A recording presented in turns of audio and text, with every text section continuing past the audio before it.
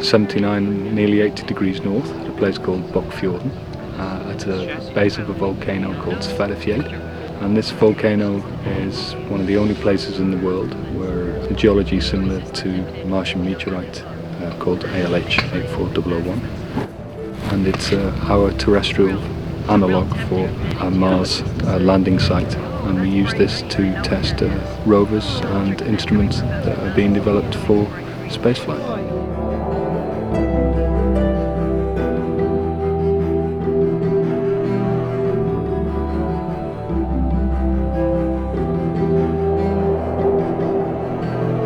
These rocks are very much like Mars meteorites, so that was kind of the attraction to come here in the first place. You know, the things that are in here could support life. Now, did they support life on Mars? We don't know. Or has there ever been life on Mars? We don't know.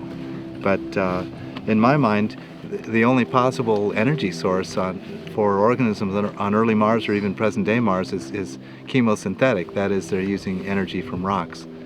Because there's no other way to live. You either have to eat other organisms, or you have to use photosynthesis. There's no other source.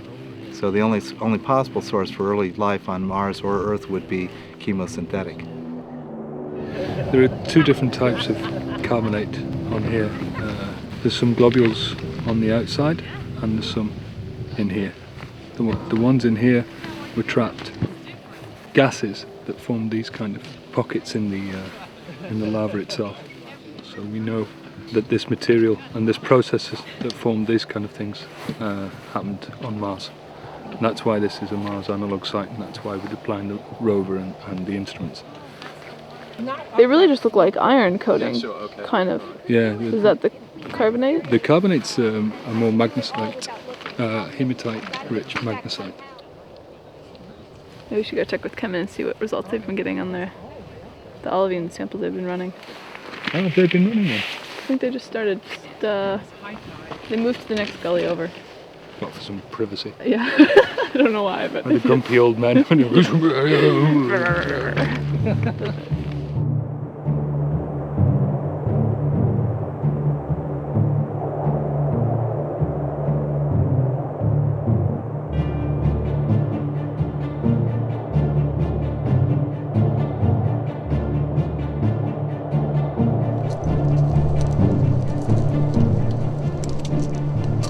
There is a record here of ancient life in both chemical terms as well as structural terms.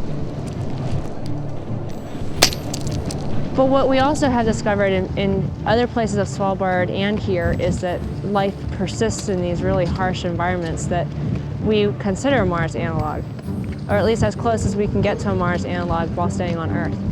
And so what we're trying to understand is how can we detect life in these rocks, meaning both the modern and the ancient, and can we distinguish the two? We also need to know how is it that life persists here, because this is an extreme environment, maybe as close as we can get to some of the Mars environments, because it's incredibly cold, it's very dry. So we want to be able to figure out how are we going to detect this life?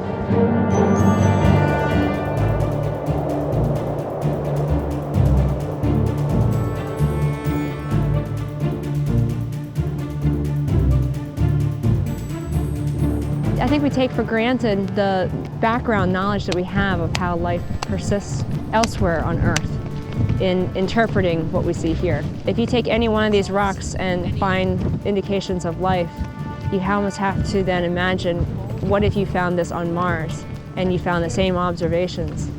Is that really an indication of life? How much confidence do you have in that? The whole process of going through this forces us to go back to first principles of science and how we interpret those observations. And it's very difficult to do, and you only are forced to do it when you force yourself to do it.